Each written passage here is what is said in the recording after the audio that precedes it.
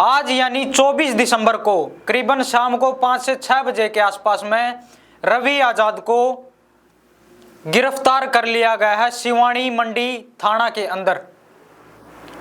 और चर्चाएं आने लग रही हैं कि रवि आजाद क्या वाकई में इन चीजों के अंदर शामिल था, क्या उसके ऊपर पोस्को एक्ट, SC एक्ट, ये सभी धाराओं लगाई गई हैं।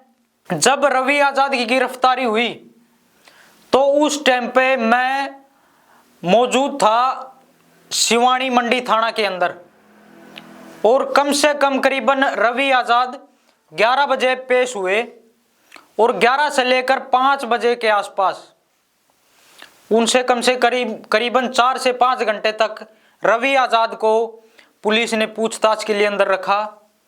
निष्पक्ष फैसला होना चाहिए और निष्पक्ष जांच होनी चाहिए।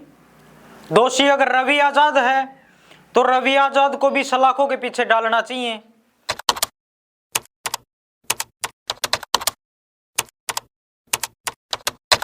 भाई राम राम सारे साथियों ने, मैं आपका भाई पत्रकार शिवम शर्मा, स्वागत है आप सबका अपने YouTube चैनल स्मार्ट हरियाणा में।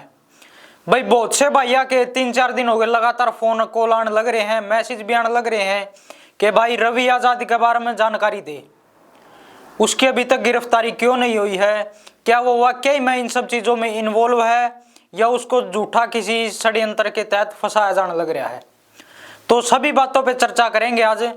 भाई आप सबको बता दूं, रवि आजाद और उसके 3 साथियों के ऊपर POCSO act, SC ST act और किडनैपिंग के तहत बहुत सी गंभीर धाराओं के अंदर उनके ऊपर केस दर्ज हुए थे। और जो कि रवि आजाद के 3 साथी हैं, उन लड़कों का नाम है शायद मोहित और नमित और एक लड़के का नाम शायद मुझे कंफर्म नहीं है। उन 3 लड़कों का भी नाम रवि आजाद के साथ जुड़ा हुआ था और तीनों लड़कों को पुलिस ने गिरफ्तार भी कर लिया। और बाकी लोगों के ये कमेंट और मैसेज आने लगे कि रवि आजाद को गिरफ्तार क्यों नहीं किया। तो आप सबको जानकारी दे दूं, आज यानी 24 दिसंबर को करीबन शाम को 5 से 6 बजे के आसपास में रवि आजाद को गिरफ्तार कर लिया गया है सिवानी मंडी थाना के अंदर। और चर्चाएं आने लग रही हैं कि रवि आजाद क्या वाकई में इन चीजों के अंदर शामिल था, क्या उसके ऊपर पोस्को एक्ट, SC एक्ट, ये सभी धाराओं लगाई गई हैं। इन सभी बातों की चर्चा अपने इस वीडियो में करेंगे और आप सबको बताएंगे। उससे पहले मैं आपको जानकारी दे दूं, रवि आजाद को आज गिरफ्तार कर लिया गया है और जो नीचे से ग्राउंड रिपोर्ट आई है, जो खुफिया सूत्रों के हवाले से जो ग्राउंड रिपोर्ट आई है, जो कि रवि आजाद के ऊपर 2 से 3 धाराएं लगी हैं। अब आप सबका ये क्वेश्चन होगा कि उसके ऊपर कौन सी धाराएं लगी हैं। ये मैं खुद से नहीं बता रहा हूं, ये हमारे खुफिया सूत्र बता रहे हैं। जो उधर आसपास में लोग खड़े थे उनके हवाले से खबर है।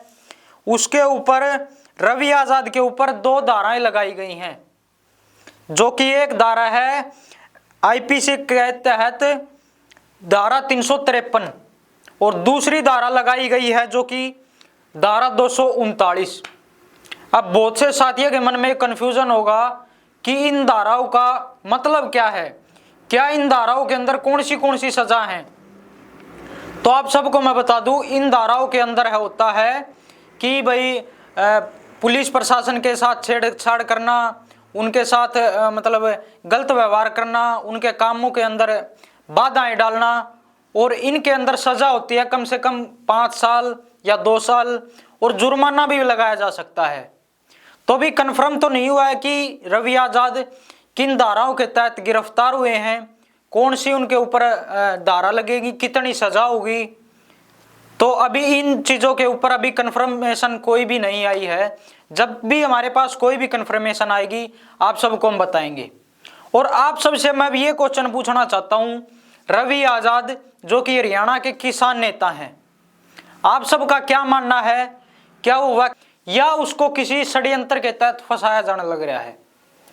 ये सब आप अपनी बातें कमेंट बॉक्स में अपनी जरूर दे देना।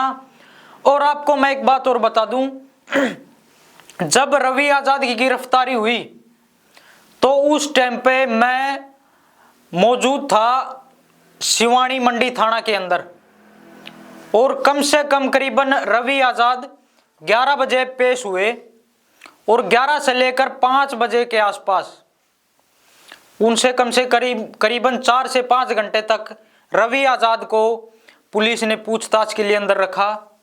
जितने भी किसान साथी देखने लग रहे हैं, आप सबसे एक क्वेश्चन ये मेरा है कि अगर रवि आजाद को जेल हो जाती है तो किसान आंदोलन पर किस तरह का प्रभाव पड़ेगा? क्या किसान आंदोलन है जो वो ऐसे ही चलते रहेंगे या फिर कुछ ना कुछ आप करोगे कि रवि आजाद को जेल से बाहर निकाला जाए? अगर दोषी है तो उसको जेल के अंदर डाला जाए और जो निर्दोष है उसको इन सब मामले से दूर किया जाए।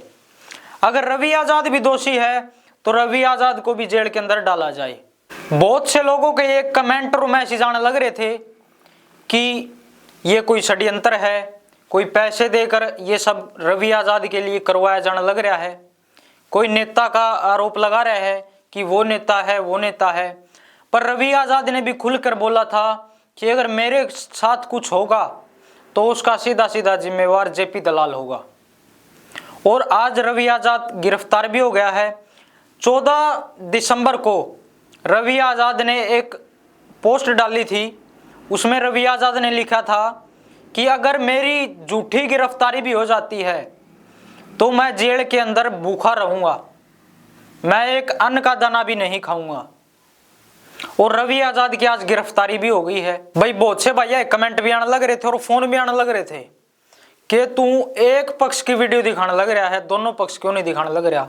भैया आप सब तो एक बात क्लियर कर दूं, ना तो रवि आजाद मेरा किमें लागदा और ना ही मेरा कोई दूसरी पार्टी मेरे किमें लागदी।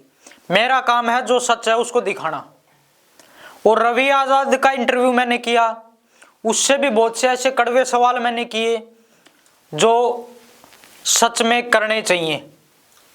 और बात रही जो लड़की वाला का पक्ष है, लड़की के पिताजी के पास में मैंने कॉल किया था कि आप सबके बयान रिकॉर्ड करने हैं, आपका इंटरव्यू करना है।